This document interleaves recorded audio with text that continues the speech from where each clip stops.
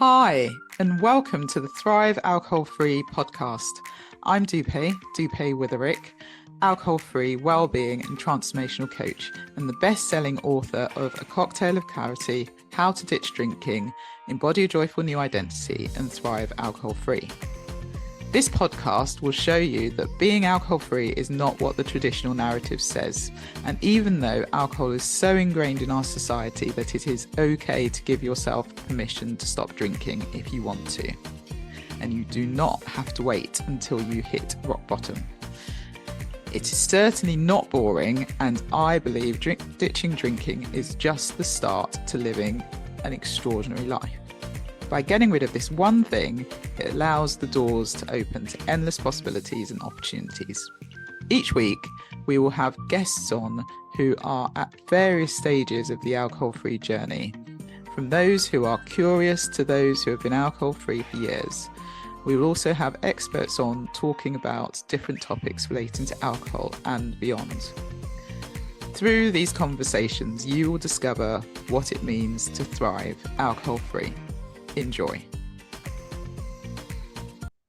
So welcome, Elizabeth. I'm delighted you're here on the Thrive Alcohol Free podcast. How are you? I'm very well, thank you. Very excited to be here, and thank you so much for having me. Oh, you're most welcome. You're most welcome. So for people who might not know who you are, why don't we start with a brief introduction? We can go from there. Okay, I'm Elizabeth Solaru. I'm the author of The Luxpreneur. I'm a luxury business consultant, and I wear a number of hats, including being the founder of the Diversity in Luxury Awards. Amazing, amazing. And we'll touch on the awards as well.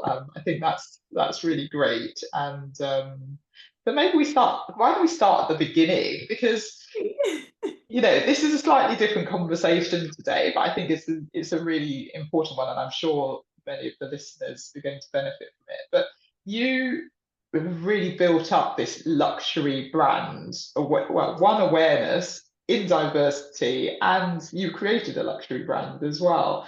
And so maybe can we go back to the beginning? How did you get started, and how did you end up writing a book and starting awards and everything else?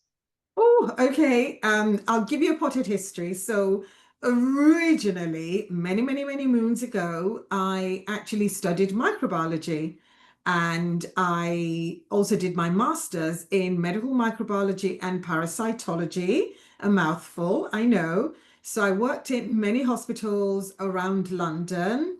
And then after about 15 or more years in the NHS, I kind of thought to myself, I don't want to die a lab rat. There's got to be more to life. So I know I wanted to do something in business, but I had no idea what. So I decided to go off and do an MBA. And during the process of doing an MBA, I networked myself into a role as a headhunter. And I started recruiting chief executives and chairs, etc., etc. And I had an amazing time doing that role until 2008 when the markets collapsed, as we know, and I lost my job. And then I decided to set up my own business, which I'd always wanted. It was a childhood dream of mine. So I set up my own business making cakes. And I quickly realized that I do need clients and I do need decent clients. And I tried a number of things and I was relatively successful for some of them. But there was one particular act that brought me, I would say, a bit of the door was opened a crack. And that was when I took the Yellow Pages and I called every event planner in the Yellow Pages.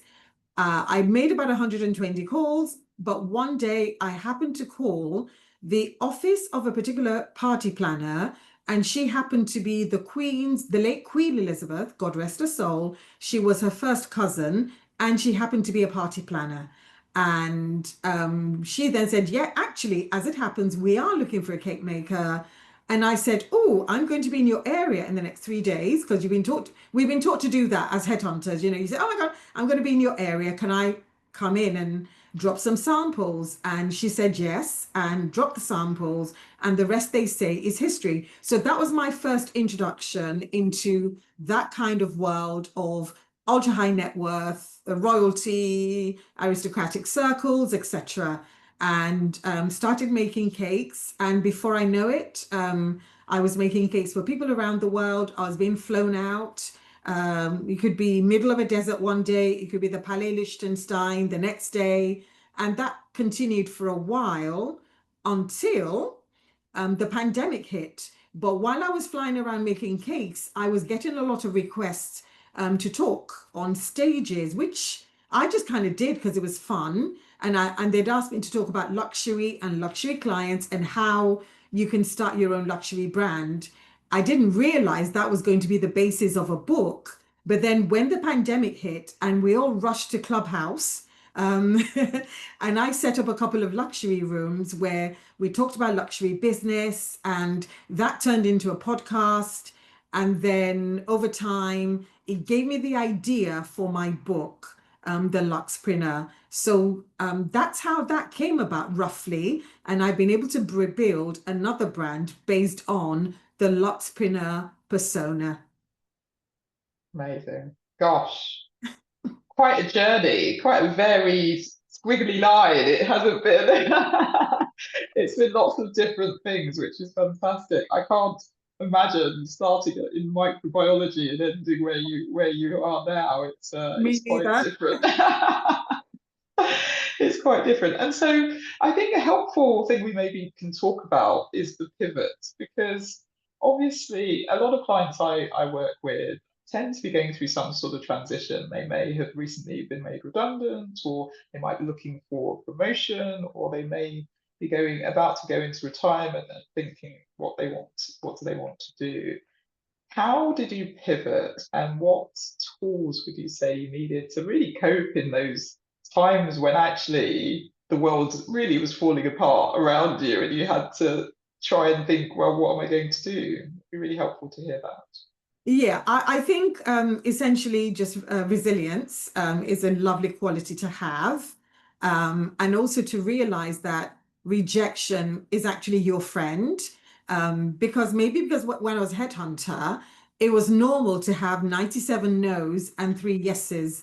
So I remember one of the jobs I did, one of the roles I had, we were told to make 100 cold calls a week and try and get into the diaries of CEOs. And as you can understand, a lot of CEOs have about 3 PAs that you have to go through, you have to dodge. So a bit of resilience is one. And also, I would say networking differently, because as a headhunter, the one thing I've observed is that when a lot of my high profile clients or high positioned clients, when they're trying to make a pivot, and they've come from a corporate organization with a very big brand, they feel that because everything works in that environment, they feel, oh, yeah, yeah, yeah, I'll go into the outside world and it would be the same. No, it isn't. No one cares about who you've worked for or whatever. In the outside world, you're starting on a level playing field, you're starting afresh. So there is something about a bit of humility, I would say, and also the ability to network right. Many people still network in such a horrible way. You and I were speaking earlier on about a mutual friend, Karina, who introduced us.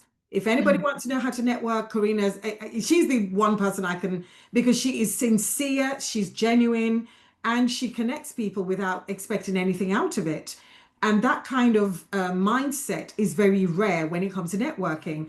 And I kind of network similar to Karina and differently in terms of I'm always thinking people in my network, how can I connect them, and how can I, if they have a situation or a problem, how can I help? So when people are going through transition and change, etc., they need to recognize that it's actually your network that's going to help you get to the other end of where you want to go to. So don't underestimate anyone in your network, but at the same time, don't be overly reliant on particular people.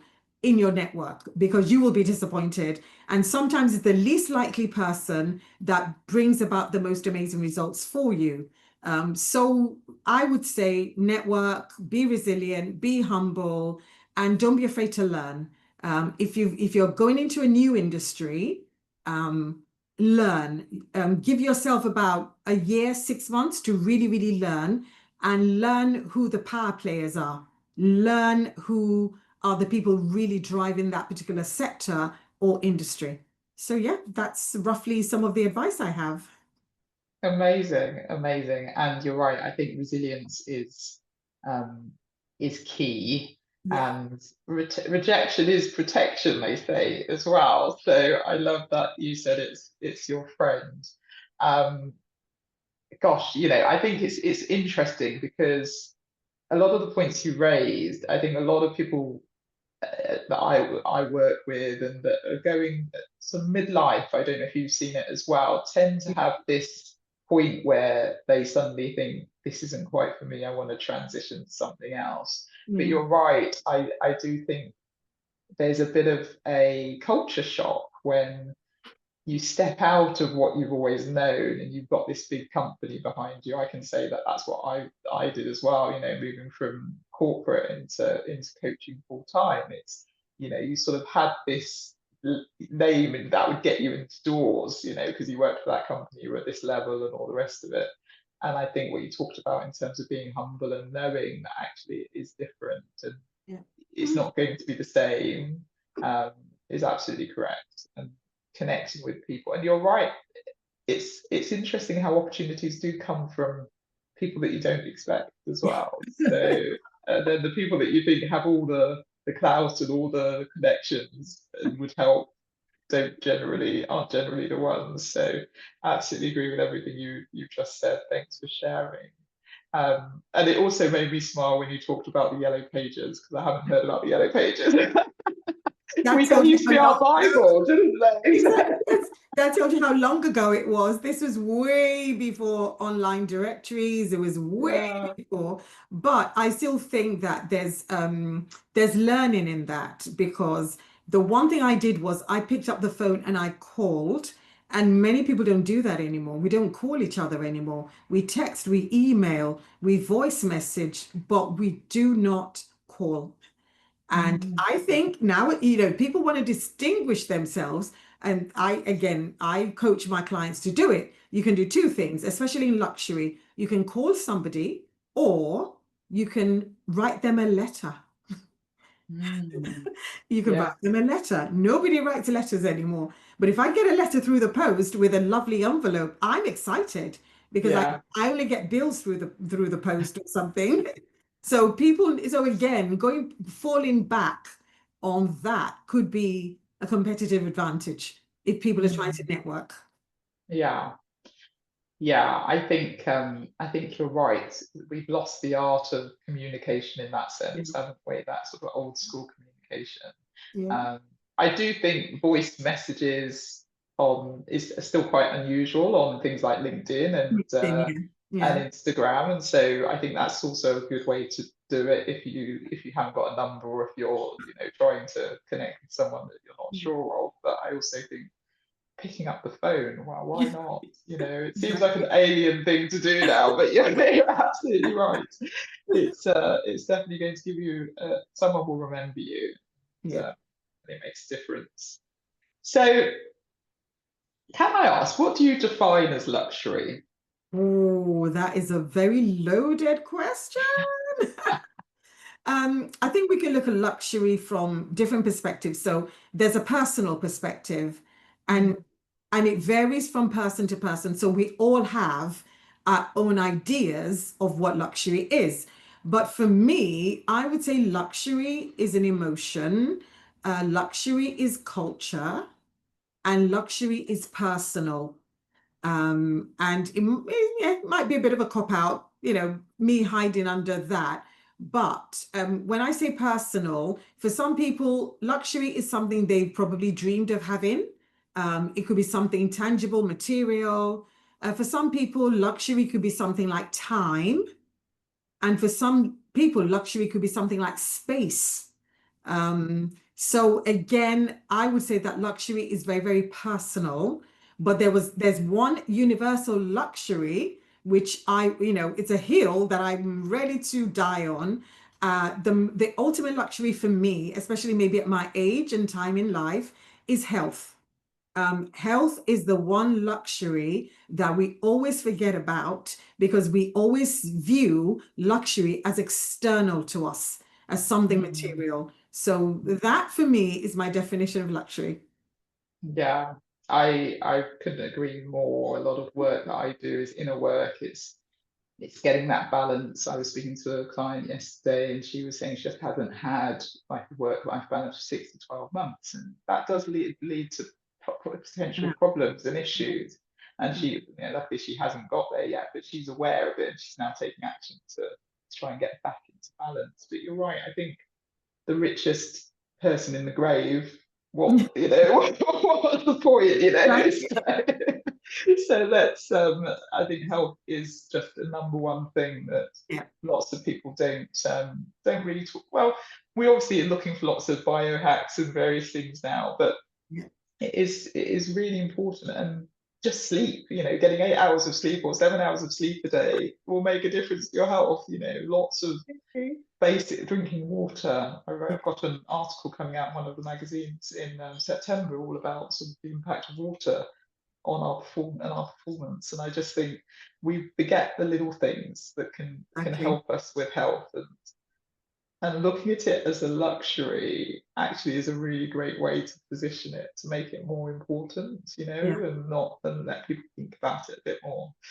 So you said luxury is emotion as well. So I'd yeah. love to hear a bit more about that. Yeah, it's about how you feel about something. So, the reason why, so if we look at a typical luxury brand, the big name brands that we know, when you think about some of them, you feel a certain way. It could be feelings of longing, desire, attainability, aspiration. And that is what these brands spend millions to try to get us to feel every year. So, and it because it's our emotions that propel us to buy. So Mm, I would buy something I can't afford because it's buy blah blah blah. That emotional connection mm, is key. It's absolutely key, and it's key for when people want to set up a luxury brand because any marketing person or marketing psychologist or business psychologist will ask, what do you want people to feel when they look at your brand or think about your brand so again, that is why I feel that luxury is an emotion, but it's a deep, deep, deep heightened emotion. So it's not the kind of emotion you feel, say, when you eat your favorite food, is a kind of emotion that literally will propel you to buy something that you don't need or want. yeah, and marketing's great. We can talk a lot about marketing. It was funny because I discovered a while ago that alcohol was the second biggest marketing spend after cars. And so you think about all the luxury cars and the amount of money that must be spent in that. And alcohol's the next biggest thing. And again, they make it look enticing. They make it look like it's something that you need to be sociable and to then you've got the high end champagne and look a glamorous party or glamorous holiday or whatever, and it's so fascinating that we do get, it touches on the emotion, and that's what Mhm. people see and then get that longing and that desire for something. So yeah, so that's really interesting, and finally you mentioned culture with Yeah, luxury, yeah, so yeah. let's talk about that. Yeah, I think culture, a lot of luxury brands are beginning to wake up to understand that. I think, okay, let's go back a few decades or years or whatever, or centuries or whatever. So luxury kind of came out, well, certain luxury brands or the people that cater to luxury, it came out of the desire to cater to, say, a particular king or a particular a particular, aristocrat or whatever. So that kind of, that's where a lot of people, the artisans, for example, kind of like came out of that. And but if you think about every culture around the world, every culture has their own hallmarks of luxury. So they have what they consider to be luxury. It could be a traditional piece of clothing, it could be certain jewelry, it could be certain colors that are only worn by certain families, it could be certain foods, whatever it is. Every culture has what they consider to be luxury. So, what a lot of mainstream luxury brands or the bigger luxury brands try to do is they got this handbag and they sell to everybody. However, my thing is you need to find out how your product behaves in certain cultural settings. You can't assume that, I don't know, I don't want to mention any, say a bag you bought for six figures or whatever, has the same cachet in one culture as it does in another culture. So that is my point about culture, that every culture defines its own luxury. Um, but you then need to find out, okay, how does my product behave in this particular culture, in this particular setting? So that's what I mean. Mm.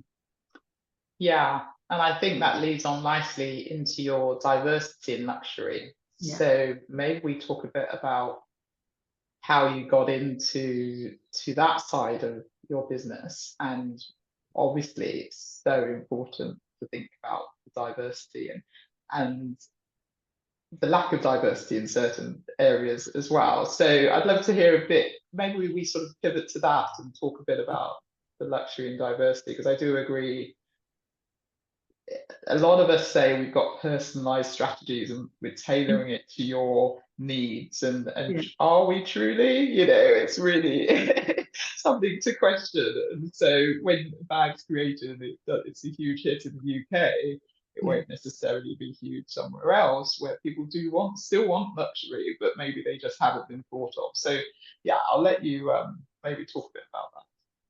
Yeah, so I'm going to take a slightly different take to what people might think it is. So, of course, inclusion is very important, representation is very important. I kind of came at it from um, a commercial and financial point of view. So, if relative to income, people of color are spending the most on luxury, surely there needs to be representation. And because what many big brands tend to do is, a couple of black models here and there, a couple of models of color, Bob's your uncle, we're happy. But I kind of feel that they might be leaving money on the table if they are not representing people properly. So, for example, there's a certain brand.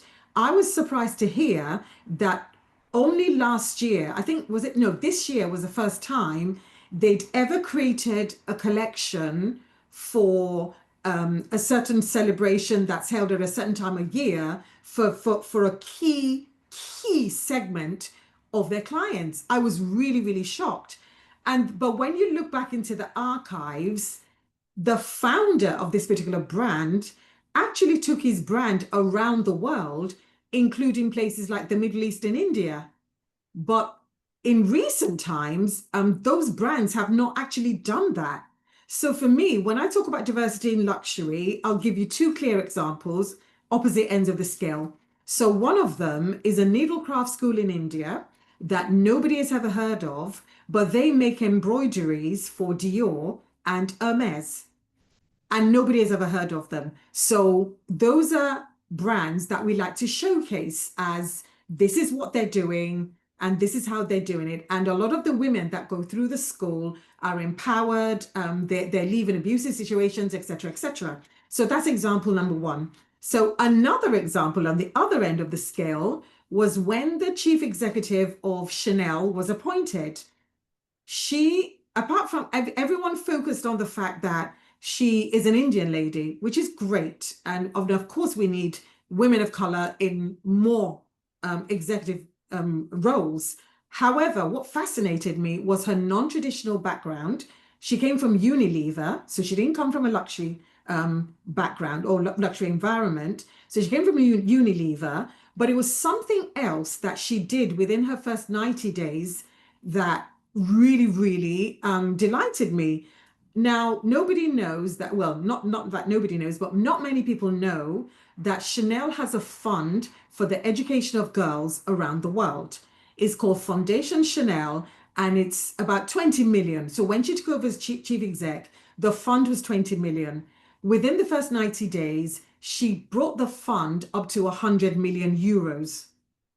Now, to do that, I mean, I've recruited chief execs, and to do that within your first 90 days, to say to a company, actually, I want you to spend more money on charity as opposed to, I want to sell more stuff, that signaled the kind of intent and strategic direction that I felt she was taking Chanel. And of course, those two examples that I gave are examples of the kind of diversity in luxury that we celebrate during our awards. And I love the fact that, when we name these people, people are curious and go, oh, wow, I didn't know that. Oh, wow, can we learn more? So that to me, it's about celebrating people that maybe many hadn't heard of, or acts that many people don't know about.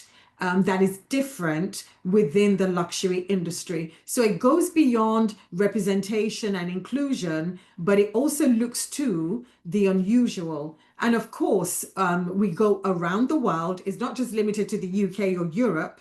We go everywhere, and I mean everywhere. If there's a hotel in the middle of the forest, in the middle of the South American jungle, I want to know about it. If there's a hotel in the middle of a desert in Africa somewhere, I want to know about it. So that's the kind of thing that we celebrate during the awards. Amazing, amazing. And those two stories are really powerful, aren't they? Because, as you say, not many people know about them. And actually, it shows how much good is happening in luxury, Yeah. because you could become quite cynical about it. So yeah, so that's great. And so, um, with the awards, these people are recognized and then they become showcases, I imagine, for others to learn from. Is that the aim of the awards, or? Yes, I mean, that's the aim. Also, we want to encourage other artisans around the world who are competing in a very, very tough landscape. And we want to showcase to people that you don't have to be a big brand to be making incredible impact. Another winner of ours, she designs clothing for little people and people with disabilities. And it's incredible what she does. The fasteners, the zips, she's thinking of things in a completely different way. So that difference of thinking is what we love to celebrate and to showcase as well. So it's not necessarily about big brands, because we have both big brands and smaller brands, but it's about what people are doing to make that industry a better industry, more diverse and more inclusive for everybody. Yeah, amazing, amazing. And they happen once a year, your awards? They happen once a year, every January, because I know January is dead for a lot of people and everyone's coming down from Christmas and, back to work. So they happen in January, lunchtime. I have just 50 brands. It's by invite only. I have only 50 brands around the table. The awards happen, and then there's a lot of networking, there's a lot of talking. So yeah, I love an environment where people from different brands and different companies can, that intermingling and that talking about ideas and projects, etc. I just love that. So we allow a lot of time for that, and people absolutely enjoy it. Amazing. And how did you come up with it? Gosh. It was an idea that I had a couple of years ago. I think I kind of had the idea, when you have an idea 5, 6 years ago, but I kind of thought, oh, there must be, it must be happening already. I honestly thought it was happening already. Then I did a bit of research, found out it wasn't happening.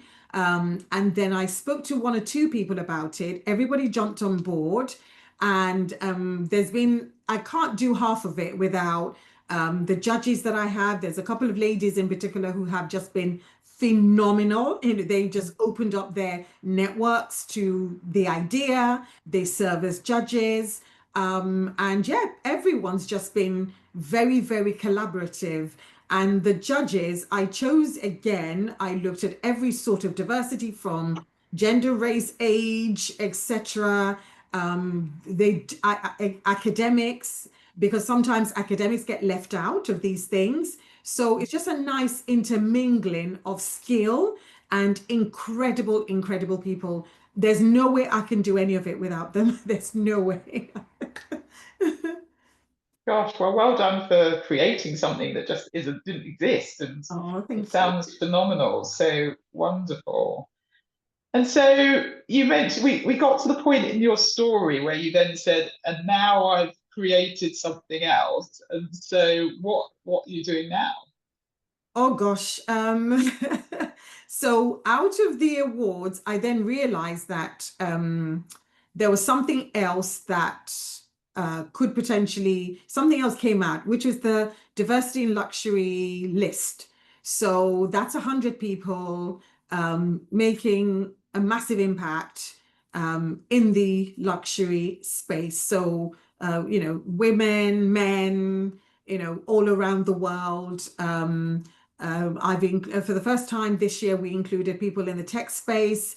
We included people, a couple of influencers as well, like Wisdom K with his styling. So so we just made it, um, for lack of a better word, more diverse and more fun. Because the luxury space for me, I find it very exciting. I really find it and it's a space that I love. And there's a lot of good that it's happening, but not many people are talking about it. So beyond the awards, we also did the list of 100 people doing incredible things and unusual things. So that was something else that we created, which was great. And of course, I wrote my book, The Luxpreneur, my baby, which I'm very, very excited about. Let's talk about the book. Who would you say the book would benefit? Who would benefit from reading the book? Gosh, I think two types of people. I think if you are thinking about getting into the luxury space or getting those high ticket clients and you don't know how, this is the book for you. If you are interested in yourself as an entrepreneur, because my book is in roughly three parts. So the first part deals with you as an entrepreneur. What kind of luxury entrepreneur are you? So, for example, when I typed to myself, I came out as an artisan as well as a visionary.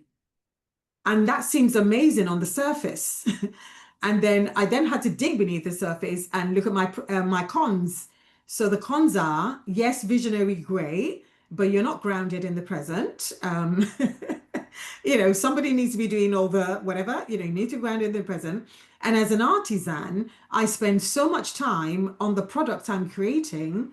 I forget I need to make money. I forget about costings and margins and etc. So you have a deep dive into yourself, a few uncomfortable truths, and I talk about the kind of people you need around you to build a team. Then the second part of the book are the five pillars of what makes a luxury brand. So if these things are not present, you will not get those high ticket clients. And then the last part of the book, I talk about the different types of luxury clients because many people just think, oh yeah, I need a high ticket client, but what type of luxury client are they? So from there, you're able to see, oh my God, this is a type of client that I am after, and this is what I need to do, and this is where I can find them, and this is the language that I need to speak to them in. So that, in a nutshell, is the book, and yeah, uh, it's for people who are looking, like I said, to level up or to look for that high ticket client. Yeah, amazing. And you talked about the five pillars and their story, perception, business model, buyer experience, and craftsmanship. And That's right. so, which of these do you see that most founders overlook, and why?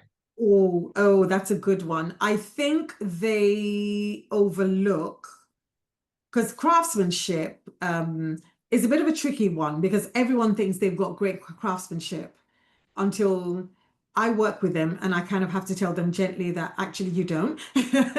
I think many of them don't think about their business model thoroughly, or they think they have, but then we then get into the guts of it and then realize that their business model is just based on high prices.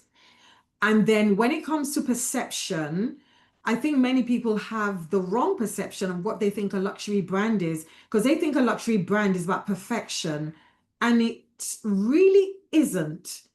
It kind of is, and it isn't, because you can still have, and I don't mean this in the worst sense, i.e., the product must be fully functional, of course, but your product doesn't have to be absolutely flawless. In fact, having a few flaws proves that it was made by human hands, especially in the old days when couturiers, sometimes there'll be very, very tiny, tiny, tiny drops of blood around the hemline to show that it was made by hand. So those little bits of flaws were actually very desirable to luxury clients in those days. So same way in this modern era where I look at a brief for a marketing piece and I can tell it was written by AI because all the have been taken out of it. There's no tone or human voice or so again, those are some of the things we need to be aware of. So in my opinion, I think business model, I think perception, and I think craftsmanship to a certain extent are the three that many tend to not do very well when it comes to luxury. Mm. Yeah. And you work with people now as well to help them, you coach them to go through this. And so does that follow the book in terms of sort of the different pillars and things like that, or is that more tailored to them? And what types of people are you coaching? What types of Right. businesses? I think it's more tailored because I don't want to do this one size fits all. I've written a book, I'm the great I am guru. Absolutely not. I need to see your business. I need to also get to know you as a person because a lot of your business is dependent on you. As I said, first part of the book is about self-awareness and self-discovery. So I prefer a more tailored approach. And the kinds of people that come to me have either been in business for a while, and they find that they're in a whirlpool of doing the same thing over and over and not getting the results they want. So I just kind of give an outside perspective. I also work with people who have just started their brands. So the startup phase can be very exciting for some people. They have a lot of energy, and it's about controlling that and making sure they don't burn out because all that excitement and making sure that at every stage they're paying attention to the right things because ultimately there's one goal to everything, that is to get that high-end client. That's the goal, that's the aim. No matter how we dress it up, even the big brands, ultimately for many big brands, it's about getting those clients through the door. So that is the ultimate aim, and that's what the focus needs to be on. Mm. And so what would you say is maybe a common mistake that entrepreneurs make when it comes to trying to attract those high ticket affluent clients? I What? think Yeah, I think trying to attract them, I think sometimes they chase too hard and they look at the wrong places. Mm. It's similar to what I said earlier on about the people you think are going to help you don't. Mm. So it's like going into a room and you're trying to network and say there's a high profile person or the biggest name in the room. The biggest name in the room gets networked to death, Mm. right? And that's what we do. Oh my God, they're blah. And then we go and then we're throwing our pitches at them. We're trying to get their attention and they're sick of it. And that happens in the luxury space as well. So depending on the client type, that's how you network, that's how you attract. So if you Mm. know the psychological levers for each client type. So let me give you an example. So I'm going to describe a client type. So let me give you an example. It might be easier that way. So same client, two different clients, but they had the same demographic. White male, they were born in a certain year, they've been divorced and married twice, they both live in castles, and they're both rich. This was a very famous meme of King Charles and the late Ozzy Osbourne. So according to demographics, they're the same. You treat them the same. But according to the psychographics in my book, they are not the same, clearly. King Charles is what I would call a comfort first or a security or a security first. So for him, it's about comfort, loyalty, security. It's a generational thing. He will shop where his father shopped. He will issue a royal patent to, the usual blah, blah, blah, blah, blah, and he will have gatekeepers. So to get to somebody like him, you will have to go through maybe 5 hoops or something of gatekeepers because he has that protection. Then you've got somebody like Ozzy Osbourne, the late Ozzy Osbourne. I call him an innovator, trendsetter, somebody who wants to do things differently, who is maybe crazy, wild, whatever, whatever, whatever.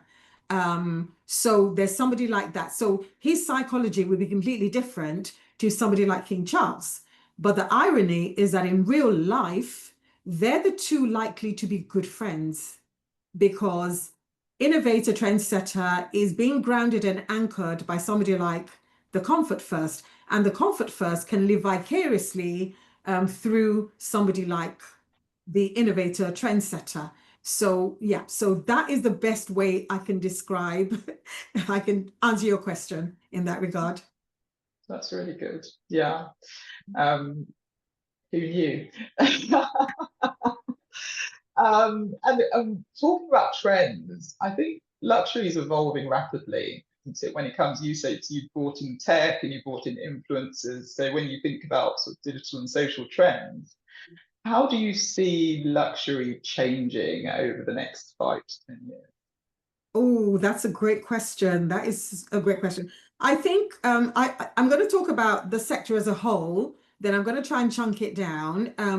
As a whole, I'm seeing that there's a lot of investment in wellness and health. And there's a lot of, I wouldn't say investment, but there's a lot of attention being given to AI. And also there's a lot of attention being given to what the Gen Zs think or, what they want to buy. So that future proofing, future casting kind of thing is happening with the tech and with the generational divide. And talking about the generational divide, in the old days, when I say old days, as in maybe my time, the luxury brands told us how to enjoy luxury. So there are rules around maybe how you drink your champagne, how you do this, how you do that, how you, I don't know, get into a car, whatever, whatever. But they're finding that with some generations, they are choosing the way they consume luxury and they are defining what they feel is luxury differently. But at the same time, and this is where it gets a bit tricky, there's an element of nostalgia. So that same generation is also nostalgic for certain things. So I think the trick for a lot of luxury brands is it can't be business as usual and they've got several generations that they've got to please and several luxury client types that they've got to please. So it will be a tricky balancing act trying to please everybody and trying to get those clients through the door. I think what you said about luxury being defined by the person as well is really important when you talk about what you just mentioned, Gen Z, for example, Gen Z. And I wonder whether, as you say, not business as usual, keeping up with those trends, the social, the tech trends, is it happening fast enough in your opinion? This is the thing about trends, though. As much as we want to keep up with trends, I think, and this is where it gets tricky for luxury, I think luxury more than anything should sometimes say, actually, maybe we don't want to keep up with trends too much. Yeah. We want to get our feet in, dip our toe in just enough, but not so much that we're getting carried away by trends and we're losing the essence of what we are. Because I tell the story of the three biggest brands in luxury that you know today. They were set up by people who saw things differently. So if you take somebody like Coco Chanel, whatever you think of her, in those days, when she set up her own atelier, women were wearing frou-frou stuff. They were wearing elaborate hats, and she went, nah, sod that, simplicity, that's where it's at. And she actually used fabrics that were considered to be cheap in those days, and she made them look amazing. And then when you look at somebody like Gucci Gucci, who left his village in Italy when he was 17 to work as a porter at the Savoy, and by handling luggage, he got an appreciation for elegant leather goods. And that's when he went back to Italy, he then founded Gucci.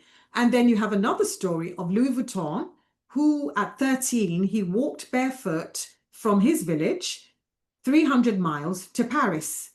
And when he became an apprentice to a box maker, he then realized that a lot of the boxes were rounded tops. So that means you couldn't stack them. So he decided to make his boxes flat topped. And so again, it's not by following trends, but by making observations of what's missing or what's different. And I feel that's where the growth is going to come from in luxury, not necessarily from trends, but by thinking about what's different and what can we do differently. Mm. Yeah, really good point.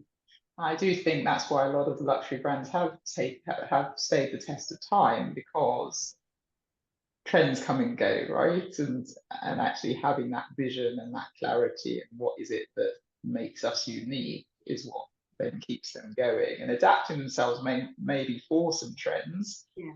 just to stay up to date. But as you said, I think trends also come and go. And so a bit like fashion and music, my daughter's listening to songs that I listened to when I was 16, and she thinks that they're cool. She's like, Mummy, how do you know that?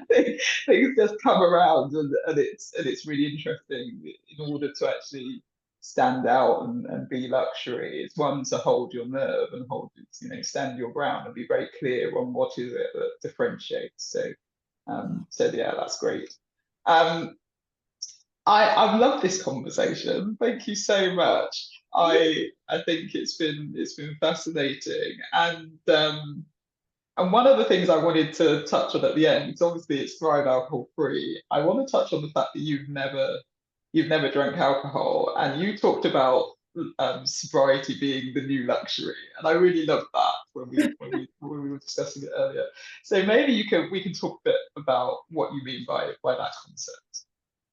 Yeah, I think Probably comes back to health, but yeah, I'll yeah, let you talk. exactly. I was gonna make the link to health, but I think again, being a former microbiologist, I can tell you that alcohol is one of the most commonly sold drugs in the world. It is a drug. It, changes chemistry, body chemistry, physiology, etc. And I just don't drink because I don't like the taste. It wasn't as if there was anything, whatever. I just don't like the taste. And also, I kind of felt that, if you need alcohol to turn you into a certain person, you know, so for me, I just kind of wanted to, it's about staying true to myself. And it's also knowing that, like, as I said, sobriety is not because I don't know, because sometimes you go out and you don't drink and people are like, yeah, no, just go on, have the one or whatever. But I think nowadays people are more accepting of the fact that people don't have to drink Mm, if you don't want to, and people accept that as okay, doesn't drink, let's respect her choices. And provisions are now being made more and more to have non-alcoholic options. Because then, again, when I used to network, it was either tonic water or some random or some random thing. So I just feel that and for a lot of people, sobriety, it's one of the easy ways to be healthy. in my opinion. So apart from drinking water, your 8 hours of sleep and whatever exercise and eating well, sobriety, can be the most luxurious thing you do if you want to. So yeah. Amazing. Yeah, well, thank you for that. And so why don't we end with my favorite question, which I ask all my guests. What does thriving alcohol-free then mean to you? Oh, I don't know. It just means living my life in clarity. And even if I look back and regret my decisions, I know the decisions were made with a clear mind and head. I've got nothing else to blame except me, if that makes sense. So I think that a sense of clarity, and that sense of certainty that I know as long as it's in my power, I'm not going to put myself in certain positions or maybe say certain things. So that's what I think it means to me. That clarity is very important. Amazing, amazing. Well, is there any final words of wisdom that you want to share with the listener? I'll just say, I just first of all, thank you so much for having me on your podcast. I thoroughly enjoyed this conversation, and thank you for giving me the opportunity to speak about a subject very close to my heart. So thank you so much. And also, I just wanted to say, I enjoyed our conversation, and for anybody listening out there who might be going through a transition or thinking of changing course, etc., I feel that you regret the things you don't do. I'd rather do something and kind of learn from it. I wouldn't say regret, and kind of like learn from it than not do it at all. Because life is blink and you miss it. You wake up and it's like, oh my God, where did all that time go? So it's better to be bold, take that chance and make that move.